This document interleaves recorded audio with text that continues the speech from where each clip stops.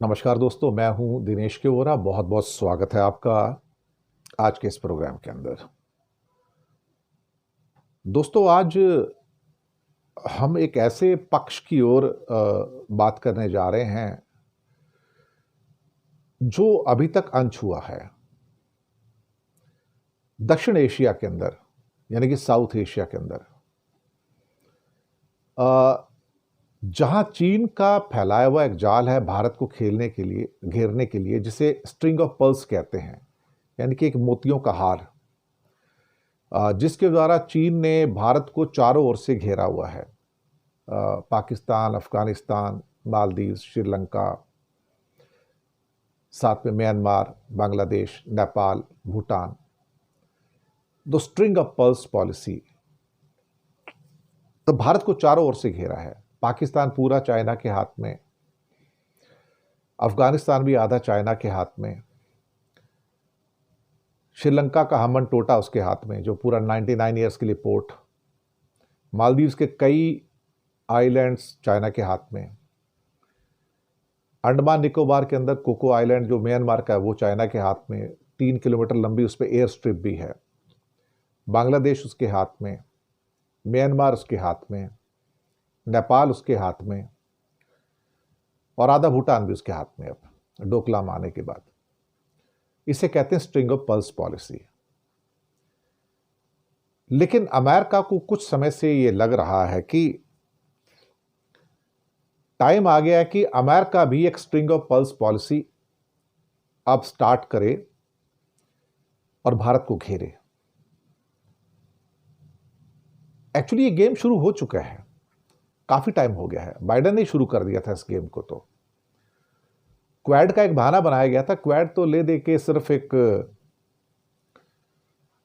Coffee table था जहां पे हिंदुस्तान को बेवकूफ बनाया जा रहा था, और हम समझ रहे थे कि हम अमेरिका के फेवरेट बन रहे हैं। लेकिन ऐसा कोई सगा नहीं जिसे अमेरिका ने आज तक ठगा नहीं।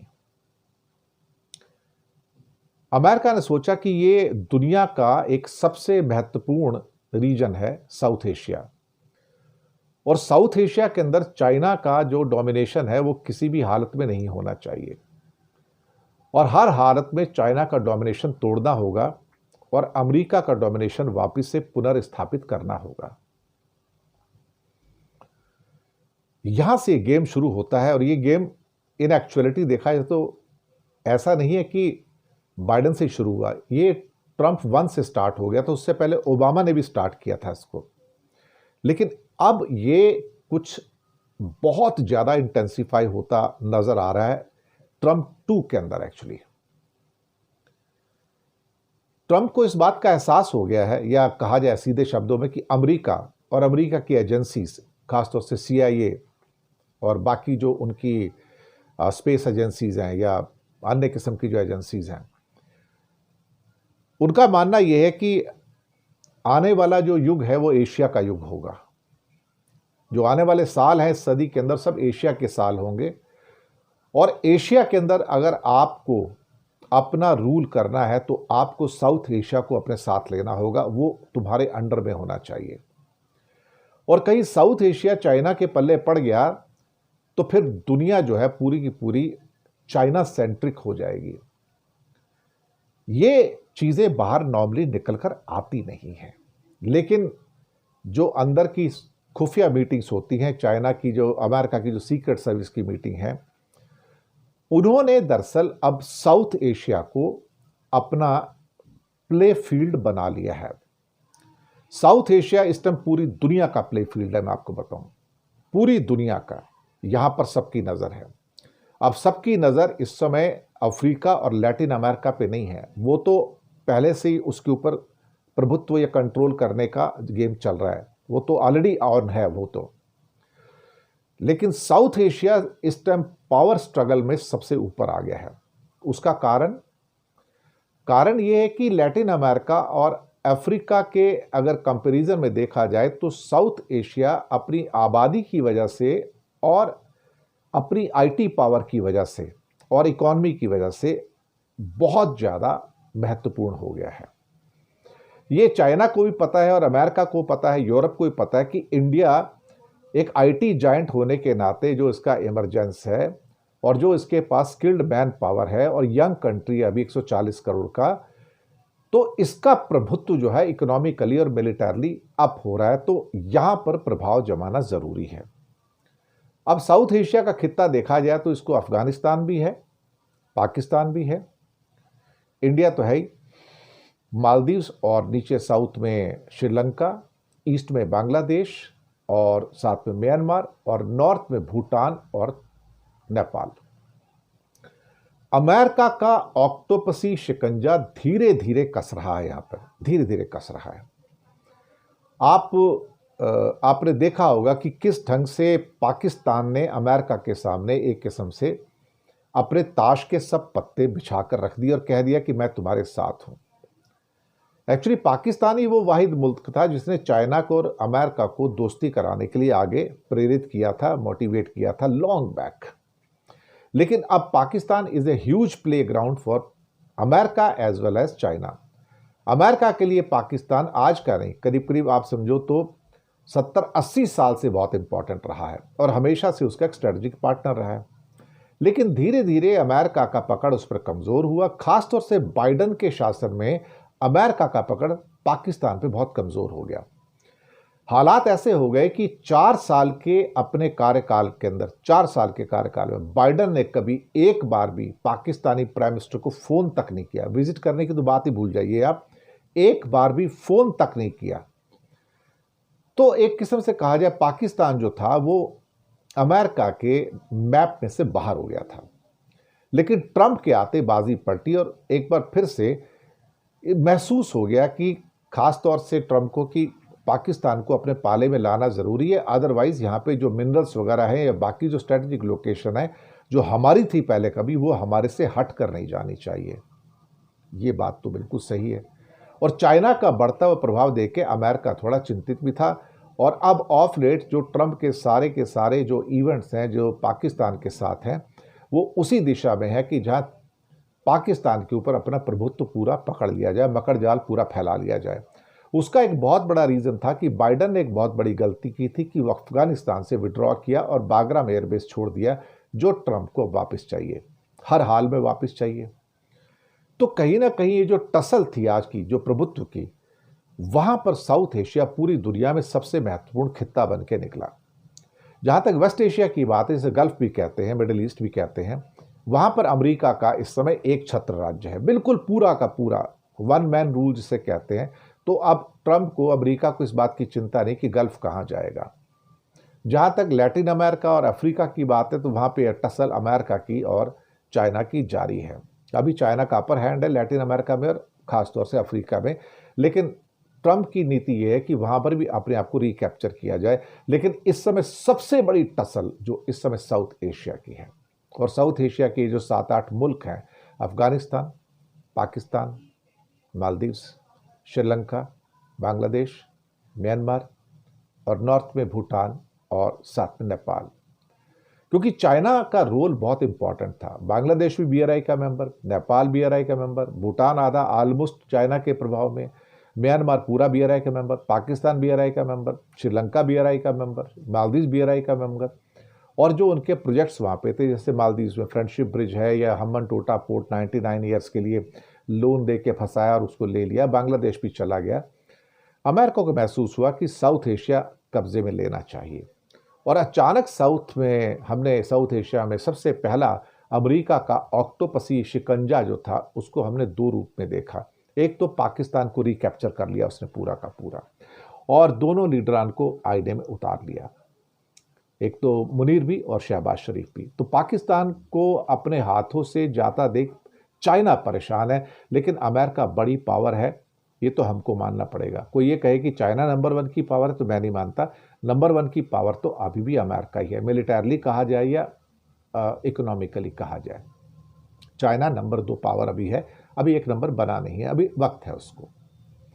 दूसरी बात, पाकिस्तान को दोबारा से रिकैप्चर किया और अफगानिस्तान पर नजरें हैं, तो ये उसकी ग्रैंड स्ट्रैटेजी का नया स्ट्रिंग ऑफ पर्ल्स जो अमेरिका का, उसका हिस्सा है। तीसरा, मालदीव जैसे देश को वर्ल्ड बैंक से लोन देना या फिर ये कहना कि आईएमएफ से लोन देना एक आसान बात है, वो अमेरिका के हाथ में है। तो अमेरिका जब चाहे जितना मर्जी लोन दे के मालदीव्स को अपने हाथ में ले सकता है। और हमन टोटा पोर्ट यानी कि जो श्रीलंका है, श्रीलंका को भी अमेरिका ने कैप्चर कर लिया। कैप्चर ऐसे किया कि बहुत बड़े लोन जो थे आईएमएफ के, जिसको बेलिंग आउट कहते हैं, वो उसको उसने कर दिया और काफ़ी बड़ा लोन देकर श्रीलंका को आईएमएफ ने, एक किस्म से कहा जाता, अमेरिका ने उसको रिकैप्चर किया।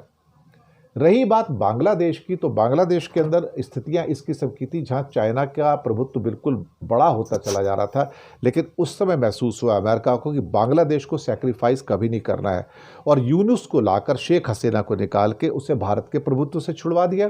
और फिर अभी उसके लगातार जो आर्मी के वहाँ पर जो क्या कहते हैं कि ट्रिप्स हो रहे हैं, वहाँ पर उनके जहाज भी आ रहे हैं, हवाई जहाज भी आ रहे हैं, नेवल शिप्स भी आ रहे हैं, और सेंट मार्टिन द्वीप अमेरिका को देने की बात हो रही है।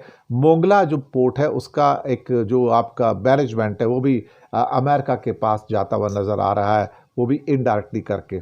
तो अमेरिका का लगातार बढ़ता हुआ प्रभाव, उसका एक बहुत बड़ा कारण कि बांग्लादेश को बड़े लोन्स चाहिए आईएमएफ से बेल आउट के लिए, और पैसे कहाँ से आएंगे, वो तो चाइना देगा नहीं, पैसे तो अमेरिका देगा, और अमेरिका से पैसा चाहिए तो आईएमएफ और वर्ल्ड बैंक के पास जाना पड़ेगा। इसमें यहाँ पर क्या हुआ कि वो दूसरा जो बेल आउट के जो पैकेजेस हैं, वो अमेरिका उसके लिए एग्री हो गया कि वहाँ पर यूनुस के पास कोई रास्ता नहीं बचा कि भाई हम इसको अपने कब्जे में ले लें और लोन दे के उसको अपने पाले में लेके आएँ। अमेरिका की जो लोन देने की शर्तें होती हैं, वो ब्याज के मामले में तो बहुत लिबरल होती है, मुश्किल से 1-1.5% का ब्याज लेता है, 2% का लेता है, और लॉन्ग टाइम 30-40 साल तक आप वापस करते हैं, तो एक तरह से डोल आउट्स होते हैं वो। चाइना जो है आपको स्क्वीज़ कर लेता है, पूरा का पूरा चूस लेता है, खून चूस लेता है, इस सबको पता है, लोन दे के, और आपको फिर गुलाम बनाता है। अमेरिका दूसरे ढंग से गुलाम बनाता है कि वो स्ट्रेटजिकली आपके एरियाज़ को कैप्चर करता है, आपके लैंड को कैप्चर करता है, आपकी पॉलिसी को कैप्चर करता है, और आईएमएफ का लोन देके वो आपकी पॉलिसी जो होती है कंट्री की, उसको अपने अनुसार ढलवा लेता है कि आपको ये चेंज करना है, आपको बजट ऐसा लाना है, बजट हम बनाएंगे, आप सिर्फ पास करेंगे। ये जो चीज़ें निकल कर आती हैं, ये बहुत इंपॉर्टेंट है। और कहीं ना कहीं बैलेंस करने के लिए अब शायद जो नई बात निकल के आ रही है कि शायद अवामी लीग भी वहाँ पे एक्शन में आ सकती है। ये प्रेशर है वेस्ट का पूरा कि आप बिल्कुल उसको बाहर नहीं निकाल सकते, और आपको उसको अपने अंडर में लाना पड़ेगा, उसके इलेक्शन लड़ना पड़ेगा, आप उसके करोड़ों जो लोग वोटर्स हैं, आप उनको डिस्क्वालीफाई नहीं कर सकते हो। तो कहीं ना कहीं वो बदलाव है अमेरिका का, जो प्रभाव है वो बांग्लादेश में नज़र आता है। स्ट्रिंग ऑफ पर्ल्स पॉलिसी जो है, जो पहले चाइना की थी, अब अमेरिका की भी हो रही है, और बांग्लादेश में अपने ट्रूप्स को लाकर वो अराकान एरिया, रखाइन एरिया जो है म्यांमार में, उसको प्रभावित करना चाहता है। और कुछ नया एक ग्रैंड उनका डिज़ाइन वहाँ पर बन रहा है। वो ग्रैंड डिज़ाइन क्या है वो तो अब अंदर की बातें, कुछ लोग उसको एक क्रिश्चियन स्टेट के रूप में भी देखते हैं, कुछ लोग म्यांमार के अंदर चाइना का प्रभुत्व कम करने के रूप में भी देखते हैं। लेकिन सबसे बड़ा जो चमत्कार ये होता है कि जहाँ पर यूएस एड पूरी तरह से ख़त्म किया गया, स्टॉप किया गया या सस्पेंड किया गया, वहीं पे जो दरवाजे थे पूरे के पूरे नेपाल के लिए खोल दिए गए, और एकदम से फ्लड गेट्स खोले गए।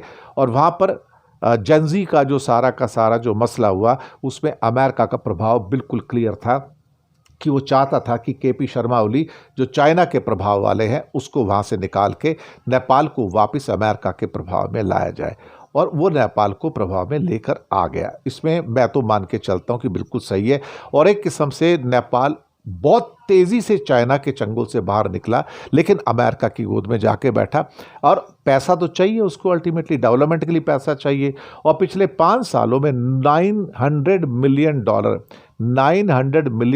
का जो हेल्प है, अनप्रेसिडेंटेड हेल्प है किसी एक देश के द्वारा नेपाल को, जो कि अमेरिका ने दिया। और ये कुछ सोच भी नहीं सकता था कि इंडियन करेंसी में करीब 9,000 करोड़, और $900 मिलियन का मतलब अप्रॉक्सीमेटली 7,500 करोड़ रुपए, 8,000 करोड़ रुपए उसको दिया गया। और उसका खेल आपने देखा कि क्या हुआ। तो अमेरिका ने भी अपना स्ट्रिंग ऑफ पर्ल्स पॉलिसी के द्वारा भारत को घेरना शुरू किया, लेकिन मकसद ये था कि भारत को लाइन पे लाना। पूरा का पूरा जो ऑक्टोपसी जाल बिछाया गया अमेरिका के द्वारा, मकसद ये था कि भारत को रशिया से डिटैच करना, चाइना से डिटैच करना, और जो एससीओ में मीट हुई थी जहाँ पे इनकी आपस में बोनहोमी थी, उसको वहाँ पर।